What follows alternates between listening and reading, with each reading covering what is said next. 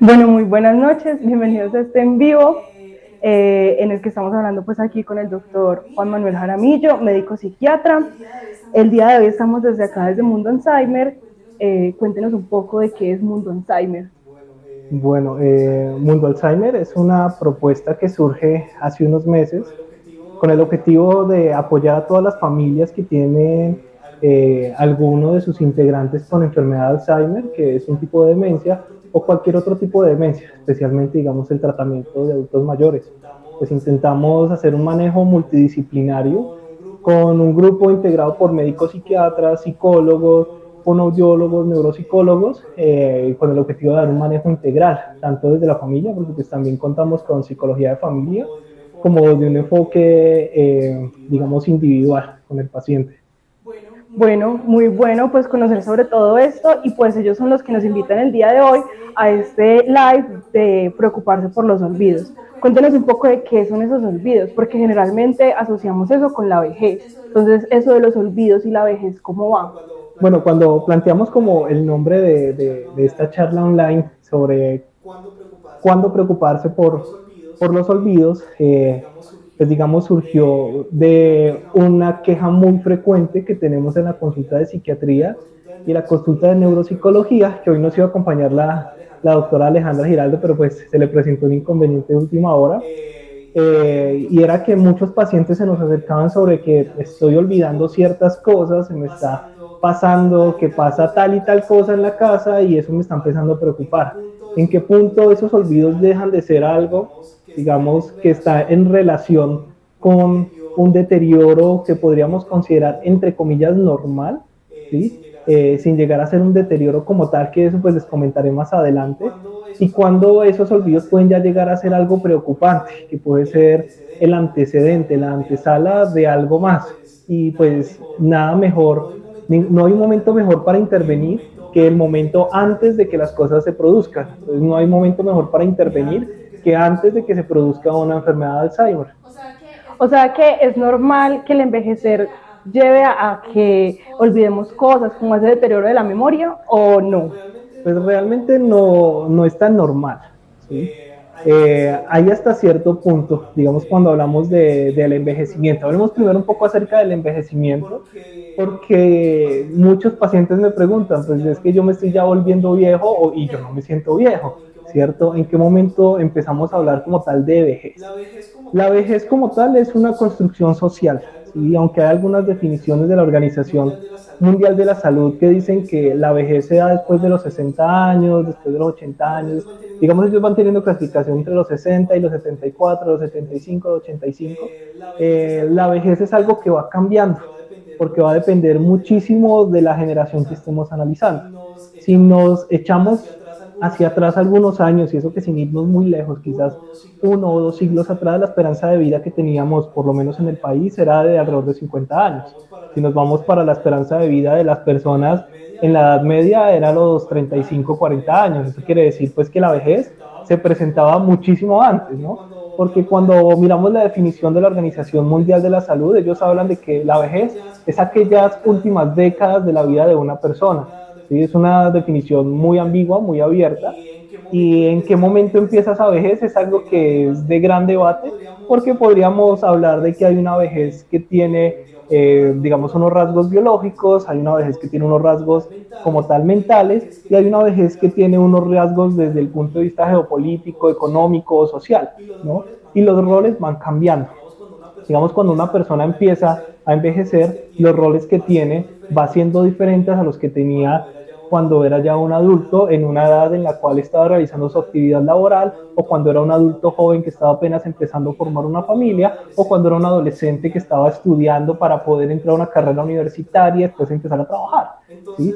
Entonces lo que tenemos aquí es una persona que llega y tiene unos cambios de roles, que puede o no tener una pensión, ¿sí? Lamentablemente en el contexto colombiano solamente una de cada 4 personas logra acceder a una pensión, o sea, eso es algo bajísimo, ¿sí? Alrededor de un 25%, lo cual lleva a que los roles empiecen a ser diferentes también desde el punto de vista del aseguramiento, porque entonces pasa de ser en muchas ocasiones la persona que era el proveedor del hogar ¿sí? A los hijos, a su esposa, a tener que depender en muchas ocasiones económicamente de los hijos y de la esposa, ¿sí?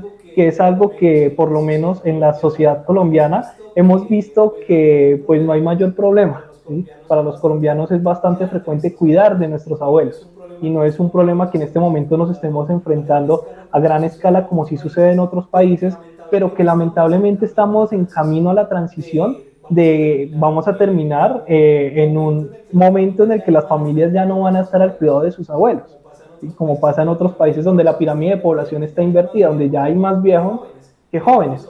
Incluso, pues, que es un dato como importante a tener en cuenta en este webinar, para el año 2050 ya han llegado a postular que se va a invertir la pirámide poblacional a nivel mundial y que va a ser el primer momento en el que van a haber más viejos que jóvenes en el mundo. Y ya Porque sucede en algunos países. exacto, exacto. Como por ejemplo en Europa, ¿no? Los países, digamos, del viejo continente, no tanto los del este, sino los del oeste, son los que pues han empezado a ver esa inversión de la pirámide. O en el caso, por ejemplo, de Canadá, ¿no?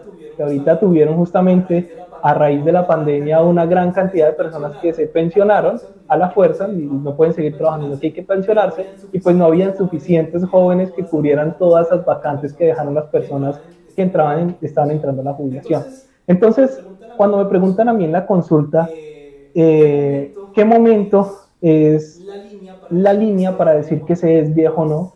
Pues la respuesta mía siempre es, pues depende. Depende primero de cómo se sienta usted, depende primero de cómo está usted en el contexto social, porque siempre, como hablaremos ahorita, pues se va a recomendar que una persona que entra en la vejez, si bien puede, y la ideal sería que disfrutara de una pensión, pero como les digo, es uno de cada cuatro personas, lo ideal es que disfrute pues, de lo que falta de vida, ¿no? De estas últimas décadas. Digamos, ya pasó una etapa productiva desde el punto de vista económico, pero queda otra etapa productiva diferente que también se da en la vejez. El cambio de roles es muy importante, estar con los nietos, criar a los nietos, ser una fuente de sabiduría. El viejo es muy importante para la sociedad y lo ha sido siempre y lo ha sido desde hace siglos. Sin embargo, durante las últimas décadas, pareciera que el viejo ha empezado a pasar de esta categoría de ese sabio es el que propone y bueno, de esto creo que podríamos hacer otros 5 webinars, es un tema que me gusta mucho, pero el rol ha cambiado, ¿sí? Y está muy de la mano de las tecnologías, ¿no? Porque le creo a mi abuelo si se lo busque está en Wikipedia, está en el internet, pero hay mucha sabiduría dentro de la experiencia que acumulan nuestros viejos, que son cosas que por más que uno lea un texto, si no hay experiencia, pues se pierde todo. Bueno, vamos a dar unos segundos que nos están comentando de que hay un eco dentro del video y ya continuamos con el tema para que las personas que nos están viendo el día de hoy pues puedan tener toda la información completa. Okay.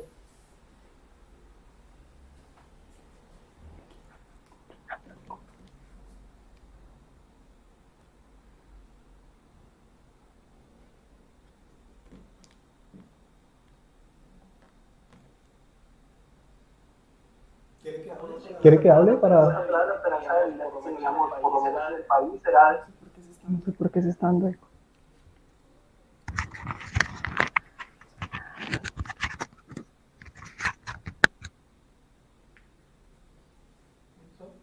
¿Oh? ¿Aló? ¿Hola? Vamos para la esperanza de vida. Están cruzados los videos. De las personas en la edad media, la vejez, el debate, va siendo diferente que puede o no tener una pensión. Bueno,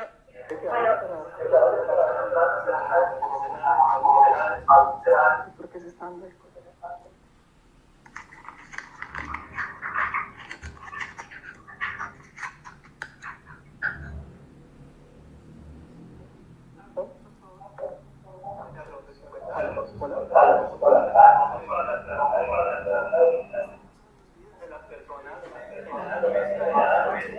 ¿Sí? Ahí queda, ¿cómo se escucha el audio ahí? ¿Ya se escucha bien?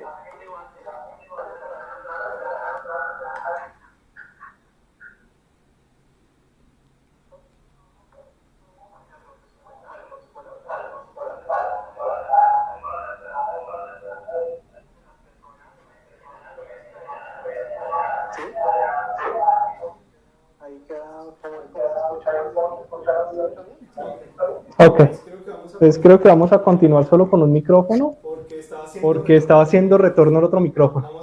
Vamos No a puede turnarnos hablar un poco. usted que pues, la voz que nos interesa y yo desde acá se alcanza a hablar. Todo lo que pregunte y que pregunten las demás personas porque recordemos que va a haber un espacio donde ustedes también van a poder hacer preguntas sobre el tema que están hablando el día de hoy.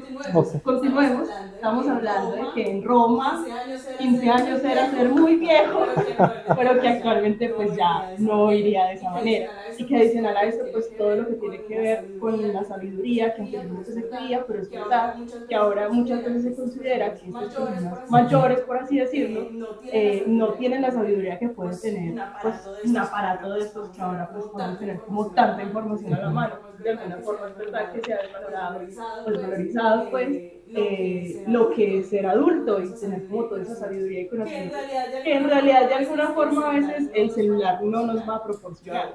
Claro, exactamente. Digamos, los medios tecnológicos son una fuente de información, pero más allá de una fuente de información, no aportan las experiencias, ¿no?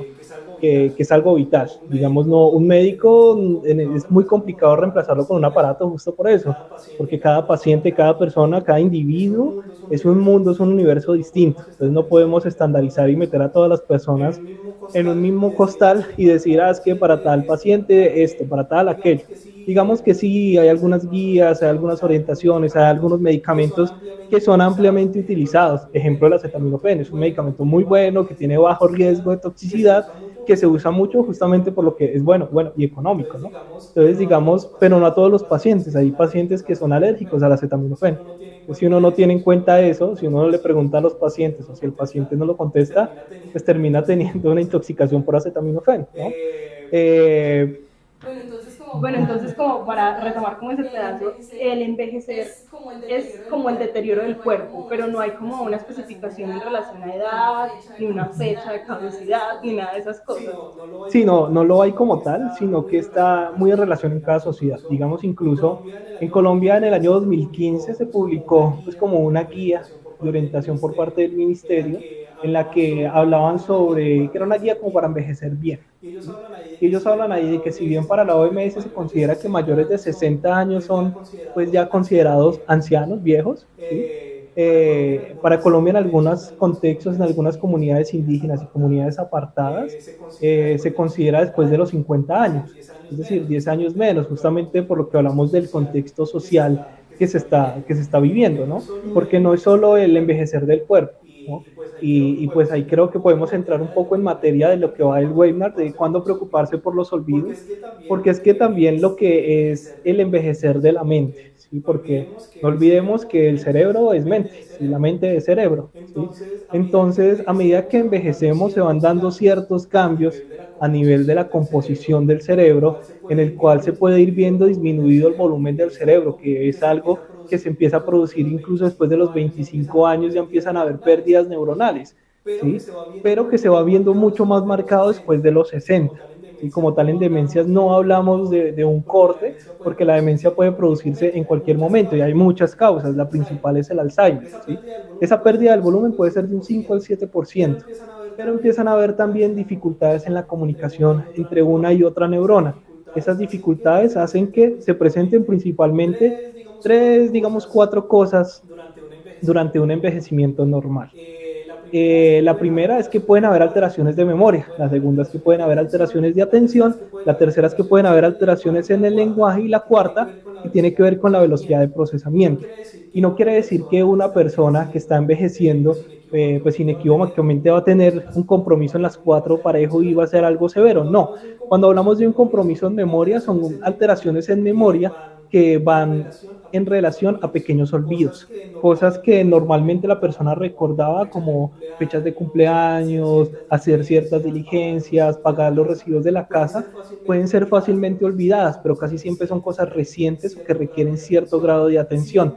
Sin embargo, si se hace el esfuerzo de recuperarlas, es capaz de recuperarlo, ¿sí? Como por decir algo, con los servicios. Yo hoy tenía que hacer algo, ¿qué era? Ah, claro, pagar los servicios, no he pagado el celular, entonces va y hace eso, ¿sí? Algunos olvidos pueden ser más pues, graves que otros, digamos, olvidar cosas que se colocaron en la estufa, por ejemplo, uno puede colocar el agua a hervir, irse, y pues creo que a todos nos ha pasado en algún momento que uno pone el agua y se distrae, porque es lo que sucede, uno se distrae en otras cosas, pero al rato uno recuerda, ay, la olla, y va y la apaga, ¿cierto?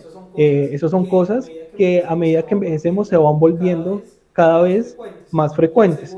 La segunda, esa es memoria. La segunda, en cuanto al lenguaje. En el lenguaje, la dificultad principalmente, porque pasa algo curioso. En los viejos que tienen un envejecimiento normal, y esto ha sido muy difícil de estudiar, y ahorita hablamos por qué, los viejos que han tenido este envejecimiento normal, lo que es el léxico, o sea, la cantidad de palabras que sabemos, incluso puede verse incrementado con el envejecimiento. Pero lo que es el lenguaje, que a veces como que se trabe la lengua, como que tengo la palabra y se me queda en la punta de la lengua, pero al final la logro recuperar, se va volviendo algo más frecuente. Sin embargo, llega el momento en el que la vuelvo a recuperar. Creo que ese es uno de los puntos clave, y es que la persona es capaz de recuperar el recuerdo o la palabra que estaba a punto de decir. Lo tercero, con la velocidad de procesamiento. En la velocidad de procesamiento, lo que hablamos es cuánto tiempo se demora el cerebro en tener una reacción ante cierto estímulo. Entonces se le dice algo y antes, cuando tenía 20 años, de pronto contestaría la misma pregunta de forma inmediata. Ahora pues puede tomarse 1, 2, 3 segundos en contestar lo mismo que le pregunta. ¿En qué fecha estamos? No, hoy estamos a 25 de abril. ¿Sí? Pero puede que ya una persona de 70, 75 años, ¿en qué fecha estamos? Y tenga que tomarse un tiempo. Hoy estamos en abril 25 de abril de 2023, y ser capaz de correlacionar qué es lo que está sucediendo con la fecha, ¿sí? Eso es lo que tiene que ver con velocidad de procesamiento. Y ya hablamos de memoria, ya hablamos de lenguaje, ya hablamos de velocidad de procesamiento, y nos falta la atención. Y es que una persona que está llegando al envejecimiento puede distraerse con mayor facilidad. Entonces muchas veces esto puede ser algo que uno dice, no, pues que yo me distraigo, ¿sí? Y yo te he sido distraído toda la vida. Pero cuando hablamos de distraído toda la vida, ahí partimos de una línea de base, ¿sí? Yo he sido distraído, pero ahora soy más distraído, me distraigo con más facilidad. Y lo vemos mucho en nuestros pacientes que nos llegan y nos dicen los acompañantes, no, doctor, es que uno le dice que haga algo y él lo empieza a hacer y termina haciendo otra cosa. ¿Sí? Y va uno a ver y la persona realiza sus actividades de la vida diaria sola, tiene 85 años, realiza sus actividades sola, todavía maneja, todavía conduce, realiza las compras, vive solo, cuida de la esposa, hace todo, pero cuando está haciendo una actividad, de pronto hay un estímulo adicional que lo distraiga y hace que la persona pues empiece a hacer otra diferente. Listo. Nos dicen que hay como algunos problemas como de reverberación. Creemos que esto puede ser en especial como por la señal del internet en el espacio en el que nos encontramos, y nos disculpamos de antemano pues por lo que está sucediendo. Sé que en algunos puntos se está escuchando bien, en otros con retorno, pero pues lo importante es que podamos tener como toda la información. Si queda alguna duda de lo que estamos hablando ahora, pues también dentro del espacio de las preguntas, la idea es que lo podamos resolver. Entonces, con esto que usted nos hablaba de esos detalles, esas cosas, como en qué elementos puede que la persona le sucedan estas cosas. O sea, siempre es cuando le envían a hacer algo, o qué detalle, por ejemplo, puedo yo misma caer en cuenta como, estoy teniendo estos olvidos, o me estoy distrayendo con esto. Ok, hablando un poco, voy a dejar el micrófono un poco más lejos, a ver si así evitamos la interferencia. Hablando un poco acerca de en qué momentos ya empezar a pensar que los olvidos pueden ser algo para ponerle atención. Porque hasta el momento pues hemos hablado de, bueno, puede haber algo.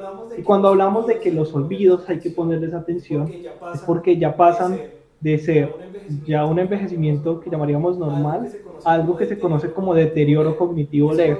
Y es cuando ya hay ciertas alteraciones cognitivas que todavía no han impactado negativamente en gran medida la funcionalidad de la persona, es decir, sigue siendo independiente en gran medida, es decir, puede hacer sus actividades de cuidado personal y de cuidado de su hogar, y si tiene de pronto alguien a cargo, todavía algo puede hacer de este cuidado a cargo. La línea es muy difícil de definir, realmente no hay un límite que uno pueda decir a partir de este momento de tal otro. Justamente allí es donde pues ya es importante consultar a un profesional, pero hay algunos signos de alarma que podríamos decir, hey, a esto ya hay que ponerle cuidado. Por ejemplo, si los olvidos empiezan a hacerse tan frecuentes que ya empiezan a tener algún impacto, si bien no en la funcionalidad de la persona, algún impacto en su quehacer diario. Entonces, digamos, ya no es solo una vez que se le quedó la olla, una única, la estufa prendida, ¿sí? Sino que está pasando cada semana. O que llega a la tienda y se le olvida por qué fue, pero no fue una o dos veces, sino que cada que va a la tienda regresa con las cosas que no son, las vueltas que no son. Si lo están enredando muy fácil con el cambio, nunca le devuelven como es, por ejemplo. Si al salir a la calle se desorienta, se pierde con facilidad en lugares que ya eran conocidos para esa persona. ¿Sí? Pero estoy hablando de pequeñas, ¿no? Porque cuando hablamos de que esto ya se produce, que ya siempre que sale se pierde, que siempre que va a la tienda siempre, o sea, cuando ya hablamos de algo más absolutista, pues ya estamos hablando de una demencia. Aquí es como que me sucede, pero no, o si es yo estoy hablando con mi mamá, con mi papá, y él me está contando alguna historia y la atención se desvía y yo le hago el comentario y otra vez vuelve, pues digamos está en parte del envejecimiento normal, al menos de que esto ya sea muy frecuente, que me cuente una historia y termine contándome algo totalmente diferente y que yo le diga, ah, pa, pero lo que me estaba contando respecto a la vez que estuvimos en el paseo y diga, ah, yo le estaba contando algo, eso ya es una señal de alarma, ¿no? De que las cosas pues no están funcionando de una forma adecuada. Y cuando decimos nosotros, ah, definitivamente esto es solamente un olvido o definitivamente esto puede ser algo más, bueno, una demencia, por ejemplo. Bueno, lo importante ahí es mirar la frecuencia de lo que está pasando, ¿sí? Y la severidad. Al principio, digamos, cuando uno habla, hablemos específicamente de Alzheimer, ¿sí? Porque es la demencia más conocida, aunque hay otros tipos de Alzheimer, y pues hay variantes de Alzheimer también, ¿sí? O sea, no hay un solo tipo de Alzheimer, hay varios. Eso complica un poco más el diagnóstico. Eh, Cuando hablamos de Alzheimer, uno generalmente en los textos hablan de que pueden haber de 10 a 20 años de síntomas prodrómicos, en el cual todavía no hay una manifestación de una demencia, que es lo que hablaba de un posible deterioro cognitivo leve. Esos síntomas prodrómicos pueden ir con olvidos frecuentes, ocasionales, pero la frecuencia cada vez se va aumentando. En esos casos, cuando estamos antes de que se haga el diagnóstico de la enfermedad, es decir, antes de que los síntomas sean tan severos, muchas veces el paciente es consciente de la enfermedad y es consciente de, yo siento que a mí se me están olvidando las cosas. Es que yo siento que cuando contaba tal historia la contaba mejor, ahora como que no me fluye, me toca hacer pausas, me toca estar ahí como indagando. Y ahí es donde es muy importante consultar a un profesional, ¿sí? A un psiquiatra, a un neuropsicólogo, a un neurólogo, para empezar a hacer algunos test, algunas pruebas de tamizaje, ver si se necesitan pruebas más profundas, ¿sí? Para poder llegar a un diagnóstico como tal y poder hacer alguna intervención. Cuando hablamos de una persona que tiene un envejecimiento normal y luego de pronto puede llegar a ser un deterioro cognitivo leve, hablamos de que el 20 al 30% de las personas que hacen un deterioro cognitivo leve progresan a una enfermedad de Alzheimer, a una demencia. El 70% no, pero pues hay un 30% que es una posibilidad bastante grande. Ahí hay cosas que se pueden hacer para prevenir la aparición de demencias. Eso pues va a ser tema de otro webinar, que por eso no lo profundizaré el día de hoy.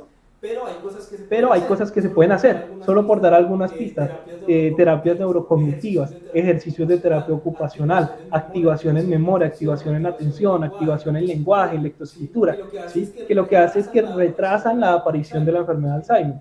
¿Sí? Claro, además porque muchas de las personas mayores, por así decirlo de alguna forma, van dejando algunas habilidades de lado, o sea, porque dejan el trabajo, o porque han sido amas de casa, o caballeros de casa toda su vida y definitivamente ya dejan de escribir o de utilizar algunos elementos. Eso también me imagino que ayuda o apoya a que eso pueda suceder. Claro, incluso ahora que toca ese tema, Natalia, es muy importante. Yo se lo digo mucho a mis pacientes cuando están próximos a pensionarse. Y está bien que se pensione. Y la idea es que disfrute de su pensión, pero la idea es que no deje de hacer cosas. ¿Sí? Sino que, pues digamos, en algunos casos tengo muchos que se han pensionado y lo que hacen es bajar la carga de trabajo, pasan de trabajar 12 horas al día a trabajar 6 y trabajan de una forma independiente y muchas veces trabajan en cosas que les gustan, ¿sí? No tanto por el dinero, sino porque les gusta, porque ya tienen la pensión o apoyan en el cuidado de los nietos, pero la idea es no quedarse quietos, ¿sí? Porque se van perdiendo ciertas habilidades y empieza a haber una alteración en el funcionamiento cerebral de todo eso que se había ganado, pues de un momento a otro llega, se frena, ¿sí? Se frena en seco y pasa de madrugar todos los días, cumplir un horario, conducir hasta el trabajo, hacer toda esta gran cantidad de cosas que demandan muchísimo al cerebro a no hacer nada, porque hay muchos que se pensionan y se quedan en la casa viendo televisión, telenovelas, entre comillas, descansando pues, de toda una vida de trabajo, y eso no es muy sano. Ese es el momento de buscar esa paz. ¿Y en qué momento ya definitivamente pues un familiar, porque esto es algo que generalmente lo notan más los familiares que de pronto la misma persona, dice es momento de consultar? ¿Y cómo se consulta? O sea, yo debo llegar directamente a un psiquiatra, a un médico general, pedir una cita por la EPS, ¿qué debo de hacer? Bueno, digamos que para eso va a depender mucho del sistema. Pues sé que en este webinar había gente que estaba en el grupo que era fuera del país, ¿no? Entonces pues va a depender mucho del sistema. Lo importante sí es acudir a un especialista, ¿sí?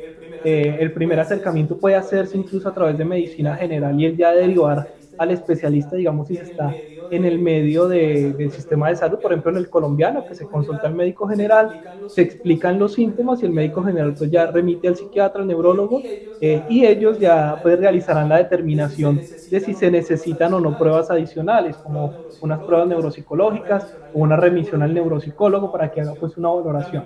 También pues existe la posibilidad que pues, se consulte directamente, ¿no? Pues hay personas que tienen pólizas de seguros o que quieren pagar las valoraciones particulares, entonces consultan directamente pues al psiquiatra, al neurólogo, al neuropsicólogo, y pues allí ya se determina si necesita o no intervenciones adicionales. Pues, digamos, uno en la consulta hace algunos test de tamizaje, que lo que busca es ver si hay cierto riesgo de deterioro cognitivo, ¿no? Aparte pues de una historia clínica completa, pues para ver si la persona tiene o no factores de riesgo para demencias diferentes al Alzheimer, porque esto también será tema de otro webinar. Hay muchos tipos de demencias, no solo está el Alzheimer, ¿sí? Hay demencia vascular, demencia frontotemporal, por cuerpos de Lewy, hay muchos tipos de demencia e incluso hay algunas demencias que son reversibles. Por ejemplo, algo muy frecuente en psiquiatría, cuando una persona está deprimida o ansiosa, o muy deprimida o muy ansiosa, la cognición se altera. Incluso eso es una contraindicación para hacer los test, porque pueden salir con datos como si tuvieran una demencia, pero realmente no. Allí lo que necesitan es tratar esos síntomas. E incluso, que aquí es donde pues es importante el especialista, algunas demencias se manifiestan inicialmente con síntomas del afecto, o sea, depresión o ansiedad, como primeros síntomas, como prodromos. Entonces es muy importante hacer la distinción de, bueno, estamos aquí ante una depresión que me está alterando la cognición, o es que la alteración de la cognición ya me está generando la depresión. Ahí es donde hay que hilar fino para poder llegar a un diagnóstico. Bueno, y antes de pasar a las preguntas que ya nos están dejando por el chat de nuestro live, tengo una pregunta. Recuerden que pueden ir dejando sus preguntas aquí, que ya algunas personas las han estado dejando, para que ahorita pues el doctor Manuel nos pueda responder todas esas dudas que tenemos nosotros, pues que no somos profesionales de la salud y que no conocemos mucho en relación al tema. Hay en algún punto puedo yo hacerme como un examen para saber si tengo la demencia o no, en el hecho de que, por ejemplo, en forma de prevención, como decir, a los 50 años, a los 55 y a los 60, cada 5 años debo hacer un examen, o no existe en el momento. Ok, bueno, con esto del examen, pues digamos sí y no. Hay algunos tipos de demencia, digamos, si bien la gran mayoría de las demencias que se presentan no tienen digamos, un linaje familiar, por lo menos en Colombia, en ciertas áreas de Colombia, sí hay algunos tipos de demencia que están ligados y tienen una, digamos, fuerte asociación genética, ¿sí? Incluso pues Colombia es uno de los países líderes en investigación en enfermedad de Alzheimer de tipo hereditario, ¿sí? A detalles, pero digamos que hay una alteración en el cromosoma 19 que hace que hay una proteína que es la ApoE, que se afecta, ¿sí? Y que las personas que tienen enfermedad de Alzheimer tienen esa proteína más elevada que otras personas. ¿sí? Y eso hace que haya un mayor riesgo de enfermedad de Alzheimer. ¿Sí? Digamos que esta proteína también se afecta en otro cromosoma que es el 21. Hay varios cromosomas, digamos los más estudiados son el 19 y el 21, que el 21 es el que también se afecta en las personas que tienen síndrome de Down o trisomía 21. Esas personas generalmente, una gran población de esas personas a la edad de 40 o 50 años ya han hecho demencia, porque tienen concentraciones de hasta un 50% de esa proteína, mientras que, digamos, la población general la puede tener en 10. ¿Sí? Y la población que tiene la alteración genética en 30. Entonces, pues las personas con trisomía 21 pueden tener una demencia tipo Alzheimer mucho más jóvenes. Entonces uno podría decir, pues midamos eso en el cerebro, pero pues desde un punto de vista de investigación se puede medir las alteraciones que genera esa proteína en el líquido cefalorraquídeo, midiendo una proteína que es la beta-amiloide o la p-tau, que también pues está en líquido cefalorraquídeo. O se puede ver indirectamente con una tomografía por emisión de positrones que está enfocada a ver cómo está el amiloide, la proteína amiloide. ¿Sí? Pero pues esto se hace generalmente con investigación. Por ejemplo, aquí en Pereira no tenemos ningún tomógrafo con emisión de positrones, lo más cercano es Cali, ¿sí? Que pues no es que haya mucho. Claro, y digamos, aunque salieron unas guías en 2018 que proponían algunos criterios diagnósticos con este tipo de exámenes, las mismas guías recomiendan que ese tipo de exámenes solo se hagan para investigación. Es decir, cuando se hace un proyecto de investigación en el que se incluye a la persona, no para diagnóstico. Con lo diagnóstico seguimos con las recomendaciones que principalmente son clínicas. Y desde el punto de vista de la consulta dejamos solamente la realización de estos test porque pues digamos sacar líquidos cefalorraquídeos, hacer una punción lumbar, chuzar en la columna, que es un proceso riesgoso, que tiene que hacerlo un médico pues que tenga experiencia en la realización del procedimiento, que puede tener muchos efectos adversos y que aparte es algo que no se procesa aquí a nivel nacional, si toca mandar las pruebas a Estados Unidos. Pues digamos eso va a ser inoficioso y antes puede traerle más riesgos que beneficios al paciente. Entonces por el momento no se hace de rutina una prueba y tampoco se hacen test genéticos, solamente a manera de investigación. ¿Sí? Okay. Listo. Vamos a pasar a esta parte de preguntas que ustedes nos han estado dejando por el chat del live. Recuerden que las pueden ir dejando también si se les van ocurriendo otras a partir de lo que estamos respondiendo. Y les recuerdo que esto es un ciclo de talleres o sesiones que se están realizando desde el mundo Alzheimer. Y en cada sesión le vamos a dar respuesta a algo distinto en relación al Alzheimer. Entonces, por acá nos preguntan. ¿Existen tipos o grados de Alzheimer? Bueno, sí existen varios tipos de Alzheimer. ¿Sí? No voy a entrar como en muchos detalles, pero va a depender mucho de la variante y la presentación. Digamos, hay un Alzheimer. Las demencias, los diferentes tipos de demencias alteran diferentes partes del cerebro. ¿Sí? El Alzheimer afecta principalmente lóbulos temporales y parietales del cerebro. Pues aquí tenemos un cerebrito. ¿Cierto?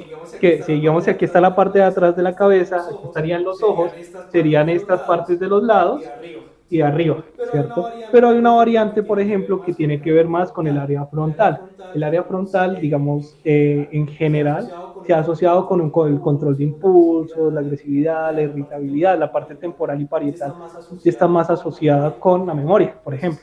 Por eso es que en el Alzheimer, que es el prototipo de demencia, lo que principalmente se ve alterado es la memoria. Sin embargo, hay pacientes que tienen variantes diferentes en las que la memoria es el menos afectado, o que se puede tener algunas afecciones y empiezan a verse principalmente afecciones en el lenguaje o a nivel frontal.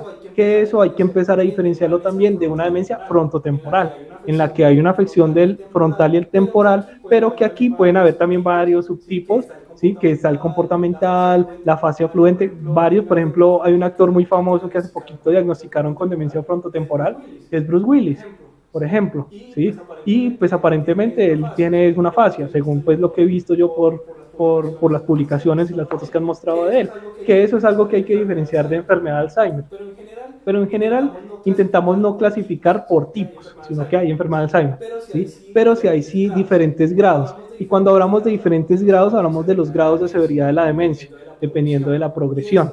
Y eso no solamente entra para enfermedad de Alzheimer, sino que podemos tener demencias que avanzan pues desde una demencia leve hasta una demencia terminal, que es cuando el paciente ya está postrado en cama y no se puede dormir y no se puede desplazar y no interactúa con nadie, que ya estaríamos pues hablando de la máxima etapa, digamos, de una etapa final de la demencia.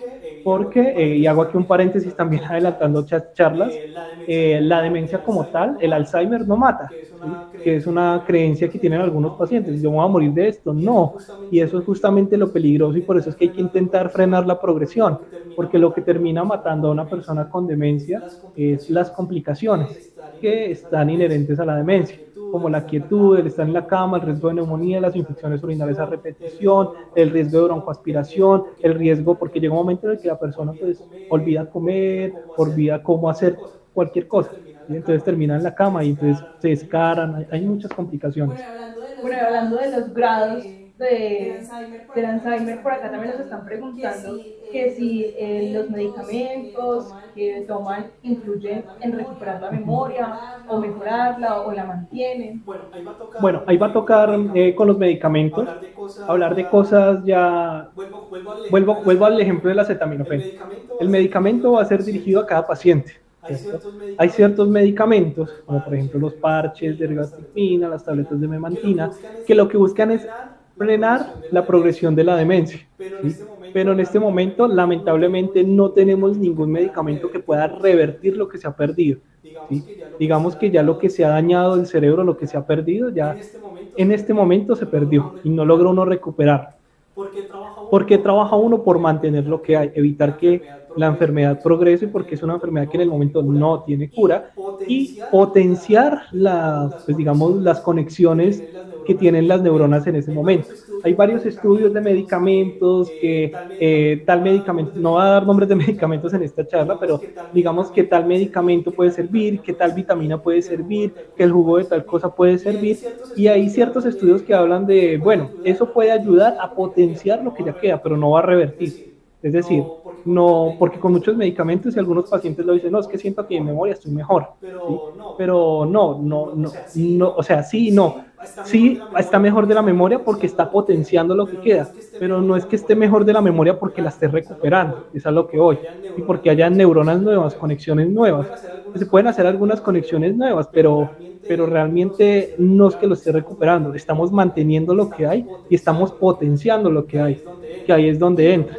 Y como digo, va a depender de cada paciente, porque si estamos hablando de un deterioro cognitivo leve, es decir, donde todavía no hay un diagnóstico de demencia o hay una demencia que apenas está empezando, sí se pueden recuperar cosas con terapias, ¿sí? Principalmente con terapias neuropsicológicas, con terapia de familia, con psicoterapia individual, empezando a hacer ejercicios también en la casa y pues obviamente con el acompañamiento médico.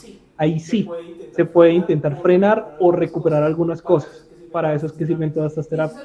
Y eso es algo muy interesante porque generalmente pues nosotros del común pensamos que a veces esas terapias de pronto volver a coger o armar cositas o pintar o demás elementos no funcionan y pueden ser mucho mejor que los mismos medicamentos que pues tendríamos que consumir.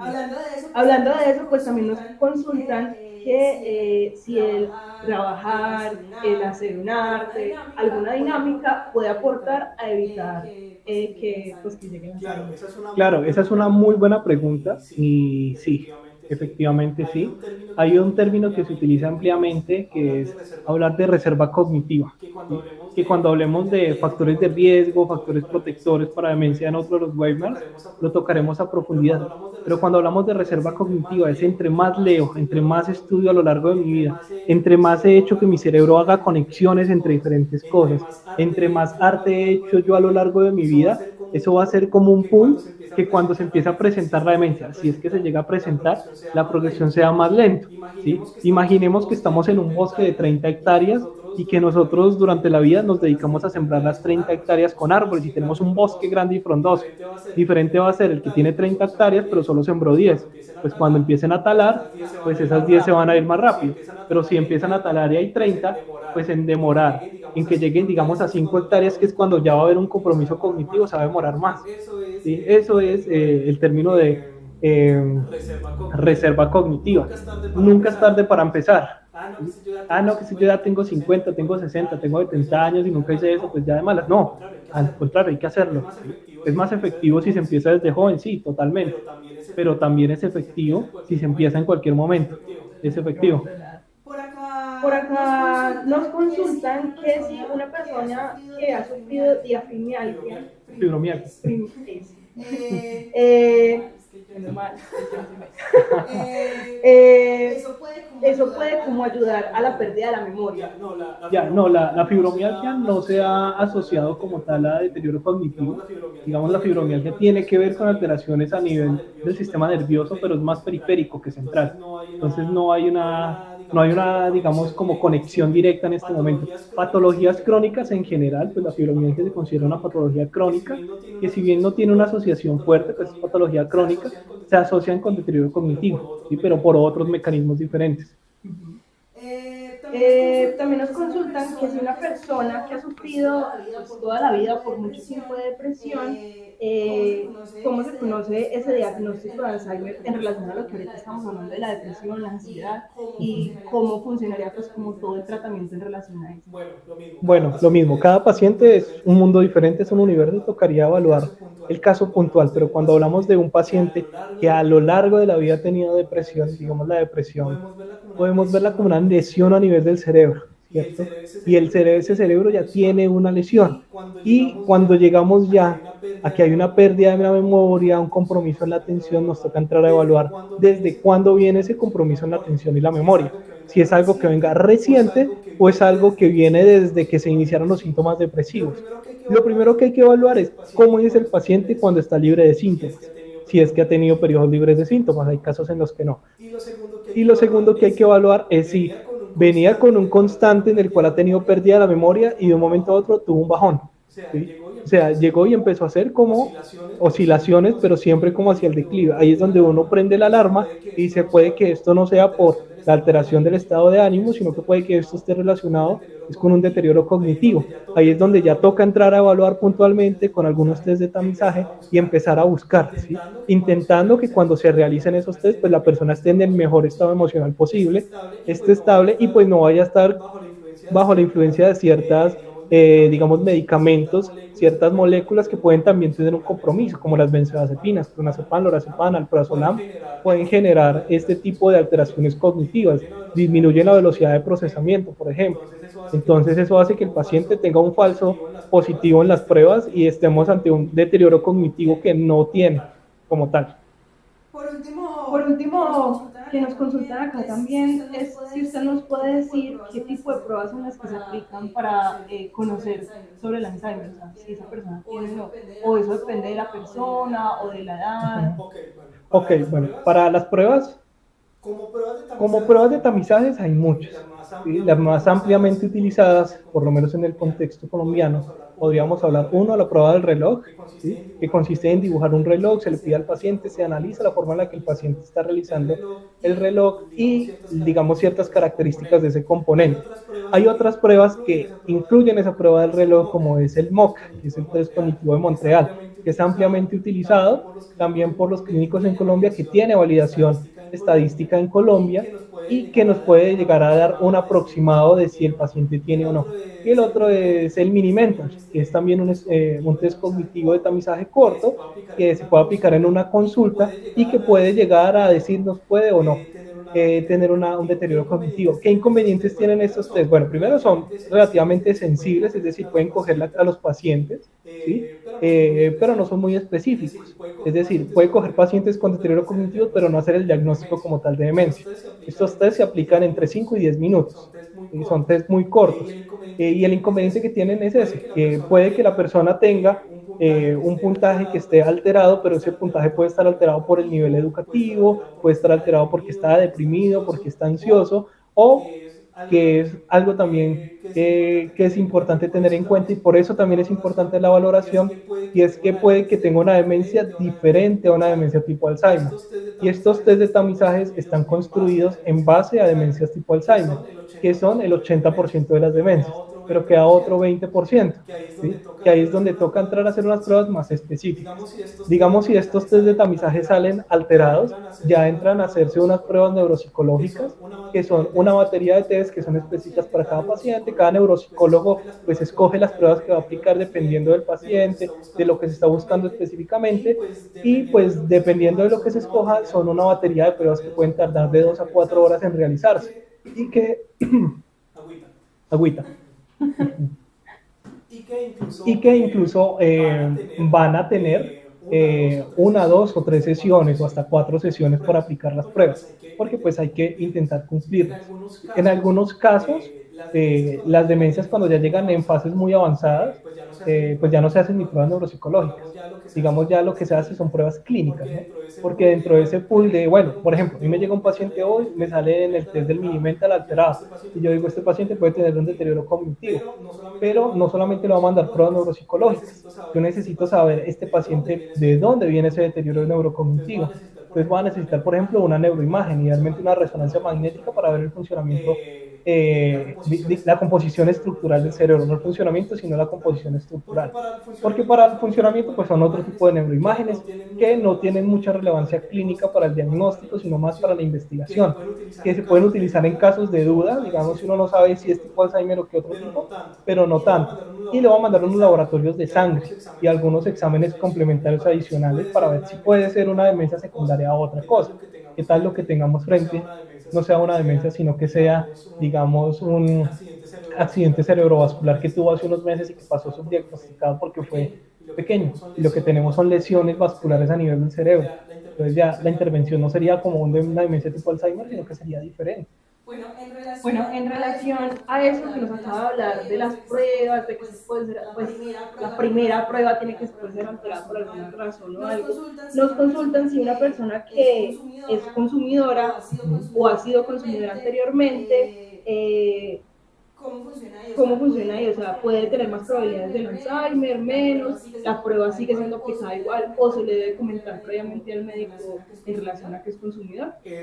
Es importantísimo, igual pues dentro de, pues, digamos, la entrevista que hacemos los médicos, que hacen los neuropsicólogos, se preguntan también los antecedentes clínicos y dentro de eso los antecedentes de consumo de sustancias.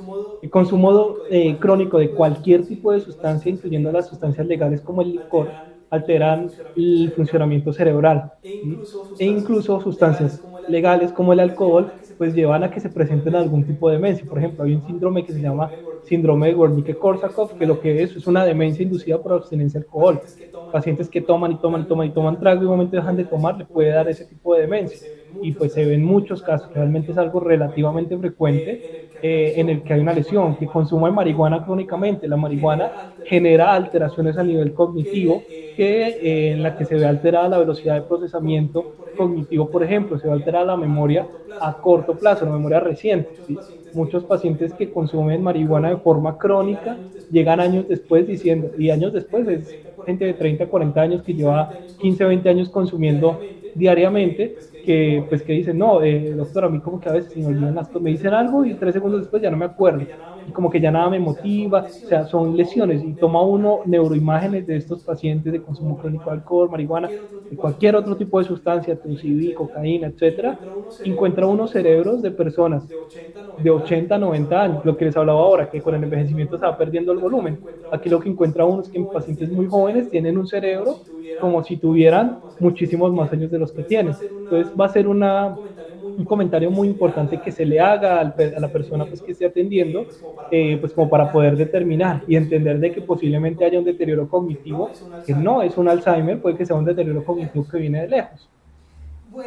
Bueno, es importante saber eso porque pues a veces cuando hablamos también de esas sustancias pensamos pues, que solamente son drogas, por así decirlo, pero me imagino que también está pues el consumo de cigarrillo, la sustancia que se mencionaba y demás. Tenemos otra pregunta por acá muy interesante y tiene que ver con qué tan pertinente es que ese paciente con Alzheimer sepa que tiene Alzheimer, pues porque a veces son personas muy mayores que ya tienen cuidadores y esos cuidadores pues también se preocupan de que de pronto esa persona reaccione mal por lo que le van a comentar. Claro, ahí pues ya nos toca entrar a mirar digamos qué tan avanzado está la demencia, ¿no? Hay momentos en los que uno diría, no, pues que le digo y en 5 minutos no se va a acordar, digamos pues que ahí sería algo fútil hacerlo, ¿no? Porque pues digamos el paciente va a tener un momento en el que se va a estresar muchísimo para luego ya pues no acordarse. Es importante que la persona lo sepa cuando están iniciando los síntomas, ¿sí? Porque pues hay que poner cosas en orden, por decirlo de cierta forma. Y es muy importante que la persona establezca con sus cuidadores qué cosas le gustaría que sucediera con él. ¿Sí? Digamos, esto se llama anticipación de cuidados, se utiliza mucho en los cuidados paliativos también. Que es, bueno, si yo llego a salirme de control, yo quiero que no me tengan en la casa, sino que quiero estar en un sitio de estas y estas condiciones. Yo quiero que si en algún momento me tienen que hospitalizar, no me hagan reanimación. Yo quiero que si en algún momento me tienen que intubar, no me intuben. Yo quiero que si llegó el momento en el que ya estoy postrado en la cama y no recibo comida, yo no quiero que me pasen una sonda y me estén alimentando por ahí. Yo quiero que lo que reciba con cucharita, por ejemplo. ¿Sí? Cuando la persona tiene su deterioro cognitivo, pero todavía puede tomar estas decisiones. Entonces es muy importante que lo sepa. Pero como digo, esto va a depender del estado en el que esté la persona. Por eso es muy importante cogerlo antes, evitar la progresión para que pues evitemos llegar a esto. Si me hablan ya de una persona que tiene un cuidador y que el cuidador está pendiente todo el tiempo y que tiene que estar ahí, pues esta persona hace rato tiene una demencia, ¿no? Entonces, pues ahí ya tocaría entrar a hablar con el cuidador y con la familia, si es que el cuidador no es familia, eh, digamos hasta qué punto se le va a decir a la persona, ¿sí? Porque tampoco hay que buscar hacer una conspiración del silencio, todos en silencio alrededor de la persona y nunca contarle qué es lo que está pasando, porque pues creo que a todos nos gustaría saber, a menos de que en algún momento la persona también haya hecho una voluntad anticipada y haya dicho, no, es que si me llega a dar demencia, yo no quiero saber, yo no quiero enterarme de que voy a tener demencia. Por ejemplo, en el estudio que les hablaba de Medellín, muchos pacientes hicieron eso. Un poquito vi un paciente que perteneció a ese estudio y me decía, como pues yo les dije a ellos que yo no quería enterarme si yo había salido con los genes positivos para tener Alzheimer, yo quiero vivir mi vida. Y pues yo lo estaba viendo en la consulta de Alzheimer, porque ya tenía un diagnóstico, pero él me hizo ese comentario. Yo al principio les dije que no, y seguí viviendo mi vida normal hasta que mi esposa me dijo que ya no podía hacer más cosas porque estaba desorientado, por ejemplo. Claro. Claro. Por acá nos hablan de que si esa persona que tiene Alzheimer debería de interactuar menos con otras personas Para que esté más tranquila. o sea, más bien como que Además, sí, como que de eso interactuar con de otras interactuar con personas otras personas en realidad les genera tranquilidad o no. Bueno, nuevamente va a depender de cada paciente. Lo que generalmente alentamos cuando está empezando un deterioro cognitivo, cuando el deterioro cognitivo está, digamos, leve a moderado, es que interactúen, ¿sí? La interacción. Pero ya cuando es de moderado a severo, pues incluso ya se dice, no, que le baje la interacción, déjelo tranquilito, ¿sí? Que esté en sus casas, que tenga sus rutinas, digamos, los esquemas van cambiando. Y aquí es donde es muy complicado para los cuidadores. Llegan muchos pacientes, no, es que quiero que él esté muy estable y que le organicemos el medicamento, porque es que la otra semana nos vamos para San Andrés, una semana. Y no es como que no, venga, pues ya lo que pasó, pasó. ¿Sí? Ahorita ese viaje a San Andrés, más que brisa, sol y playa, lo que va a hacer es estresar a la persona. Pero Pero estar en su lugar de confort. exactamente, porque salió de las rutinas que hacía, porque las personas con deterioro cognitivo necesitan de una rutina, ¿sí? Que cada día sea igual al anterior, intentar que sea similar, ¿sí? Pero he tenido quizás de todos los pacientes, creo, solo recuerdo un paciente, una paciente era mujer, que tenía ya un deterioro cognitivo avanzado, pero que le gustaba mucho viajar, o sea, que cuando viajaba la familia notaba que en los vuelos estaba tranquila y que cuando llegaban al destino allá estaba mucho más tranquila que cuando estaba en la casa. Y pues era una familia que viajaba mucho, ¿sí? Por tierra, pues no se iban muy lejos, 1 hora, 2 horas, pero a veces se la llevaban a la playa, ¿sí? Y así estuvieron hasta que la señora falleció de complicaciones derivadas pues de su demencia, ¿no? Y de las enfermedades de base que tenían. Pero digamos, es de casos a casos, porque la recomendación es que si ya es moderada, severa, o sea, si la persona ya se irrita con facilidad, se agita con facilidad, se desorienta muy fácil, es evitarlo. claro. Claro. Por acá ya pues Como como dándole dándole cierre cierre a a esto esto que que ha ha sido sido pues pues muy muy interesante, interesante, conocer un poco más del tema, tanto las personas que hacen parte pues, del gremio de medicina como las personas del común que no conocemos mucho el tema. Nos preguntan si actualmente hay algún tipo de investigación que se esté realizando eh, para prevenir o para mejorar como al 100% el Alzheimer? Sí, hay muchas investigaciones. O sea, aquí en Colombia se están haciendo algunas. O sea, este estudio que les comento es un estudio que están realizando desde el siglo pasado, desde la década de los 80s, 90s. ¿Sí? El doctor lo opera en la Universidad de Antioquia, pero en Estados Unidos, en Europa, se sigue trabajando mucho. Ahorita se están investigando algunas moléculas, están ya en fase 3 de estudios clínicos, que lo que buscan es frenar por completo la progresión. O sea, no detener y hacerla más lenta, sino frenar la progresión del deterioro cognitivo. Pero solamente se están estudiando esto y se ha visto que hay cierta eficacia en ese tratamiento en las personas que apenas están empezando con la enfermedad. Es decir, que si ya está avanzada, ya no hay en este momento como nada que hacer, por decirlo así. O sea, nada que lo frene por completo y que incluso muestren una recuperación, que es lo que han mostrado las investigaciones de Estados Unidos. Pero en este momento no hay nada que todavía está en el mercado, ni hay proyectos activos de ese índole, al menos que yo tenga conocimiento, puede que los haya, en Colombia. O sea, los estudios están más enfocados como en buscar algo que frene el deterioro cognitivo leve a los primeros pasitos de la progresión a demencia, porque se llama eso un continuum de la demencia tipo Alzheimer, pero solamente al principio. Digamos, ya si la demencia está muy avanzada, ya no hay mucho que hacer. Claro, además porque hay que tener en cuenta que todo lo que tiene que ver con la mente en nuestro país y en general, pues fue por mucho tiempo un tabú. Entonces es relativamente nuevo todas las investigaciones que se están haciendo, aunque ahora todo avanza mucho más rápido. Claro, y alguna salvedad sobre la última frase que usé, cuando dije que si ya estaba muy avanzado, no, hay mucho que hacer, ¿cierto? O sea, no es que no haya nada que hacer, hay mucho que hacer, pero no desde el punto de revertirlo, ¿sí? Pero hay muchísimo por lo que trabajar, hay muchísimo por lo que hacer, hasta el último momento. Siempre hay algo que se puede hacer. ¿Sí? Eso es muy importante, pues, como de tener en cuenta, porque a veces, claro, cuando le diagnostican a una persona que tiene Alzheimer, es como que ya a la otra semana ya no me voy a acordar de la familia y demás cosas, porque pues socialmente es muy importante todo lo que tiene que ver en relación a los recuerdos de esas personas. Ya para cerrar, una última pregunta que nos hacen es que si la alimentación tiene algo que ver en relación a la progresión del Alzheimer, tal vez como un déficit de vitaminas o algún elemento por el estilo, o si solamente tiene que ver algo en relación a la actividad mental. Ok, la alimentación es muy importante, ¿sí? No solo para el Alzheimer, sino en general, o sea, incluso para trastornos del estado de ánimo. Hay algunos déficits de vitaminas, de minerales, de electrolitos que se han asociado con alteraciones a nivel cognitivo. Déficit de vitamina B y vitamina D tienen asociación no directamente con enfermedad de Alzheimer, sino con otros tipos de factores de riesgo, digamos mala alteración de vitamina B. ¿Sí? Estas vitaminas tienen que ver con el metabolismo del cuerpo. ¿Sí? Las neuronas, el cerebro es el órgano del cuerpo que consume más energía de todo el cuerpo, todo el cuerpo, más del 25% de la energía la consume el cerebro, solamente la actividad cerebral. Necesitamos tenerlo nutrido. ¿Sí?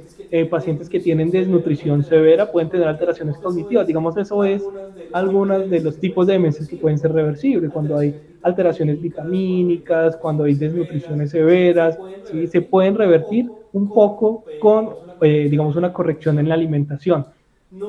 No hay muchos estudios que hablen sobre la alimentación. Se ha postulado que la alimentación mediterránea, rica en granos, en frutos secos, en pescados, puede tener ciertos beneficios. Algunos postulan que puede estar relacionado con las grasas omega, pero como les digo, no hay nada totalmente contundente, sino que, digamos, hay que empezar a trabajar.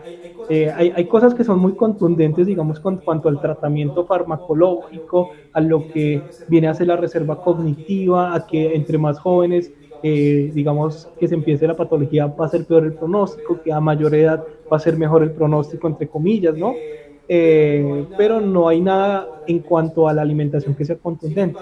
Sin embargo, pues uno, si no le hace daño al paciente, pues uno intenta dar cierta asesoría y cierta orientación en cuanto a la alimentación, por ejemplo. Entonces uno recomienda ciertos tipos de alimentos, recomienda una valoración con nutrición. Dentro del pool de exámenes que solicitamos, generalmente incluimos niveles de vitamina B12, niveles de vitamina D, hacemos reposición si es el caso, porque hay que intentar manejar al paciente desde varios puntos de vista. Si tiene una infección de vías urinarias hay que tratárselo, si tiene una infección pulmonar hay que tratárselo, ¿sí? Porque se postula que el deterioro cognitivo, a esos son algunos postulados pues ya teóricos más recientes, hablan de que es una enfermedad que está relacionada con la inflamación. Entonces, que yo tengo otro punto de inflamación en mi cuerpo, esto va a afectar también a nivel central. Y sí, o sea, sí. Bueno, muchas gracias por contarnos pues en relación a todo lo que tiene que ver con el Alzheimer. La verdad es que es algo muy interesante porque a veces todos nosotros tenemos algunas dudas en relación a muchas de las cosas que suceden en la mente. Y el empezar por esto, que es algo que nos puede afectar no solamente a las personas adultas, sino también a las personas jóvenes, pues es interesante saber. Además porque sabemos que muchas de las personas que nos están viendo acá conocen a alguna persona que tenga Alzheimer, conocen a una persona mayor que les preocupe pues que pueda tener esto o en la misma salud de uno. Entonces quiero agradecerle por el espacio que está acá. Muchas gracias a las 60 personas que se conectaron al live de hoy. Les recuerdo pues que todo esto hace parte del ciclo que se está realizando desde el mundo Alzheimer, de distintos espacios donde vamos a hablar sobre, pues sobre el Alzheimer, porque estamos acá desde distintos aspectos, puntos y demás. Entonces los invitamos para que estén pendientes de la próxima sesión que llevaremos a cabo el 4 de marzo. No sé si nos quiere contar un poco en relación a qué quieres, pues, lo que se va a tratar en ese día. Bueno, ese día se va a enfocar más en actividades desde el punto de vista de neuropsicología. Pues nos va a acompañar una neuropsicóloga, ese día no estaré yo, pero pues se va a enfocar mucho más al acompañamiento del paciente por parte de la familia. ¿Qué se puede hacer? Creo que por el grupo de WhatsApp pues estarán enviando pues como información acerca de ese nuevo live. Y también pues si hay personas que quieran tener alguna consulta con alguno de los miembros del equipo de Mundo Alzheimer, psiquiatría, neuropsicología, psicología, pues también ahí van a quedar los números de contacto pues de la institución como tal, pendientes, por si de pronto quedaron dudas o algo. ¿Listo? Muchas gracias. Muchísimas gracias a todos.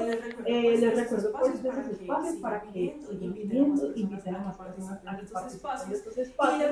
Y les recuerdo que nos pueden seguir por las redes sociales, tanto de Facebook como de Instagram, como Mundo Alzheimer. Así nos encuentran. Y por allí van a publicar todas las cosas que tienen que ver sobre este espacio que estamos desarrollando acá y otros elementos que nos pueden interesar. Entonces, muchísimas gracias por participar el día de hoy, por todas las preguntas que nos hicieron, porque pues eso alimenta más este espacio y pues nos ayuda a aprender y conocer más. Entonces, muchísimas gracias.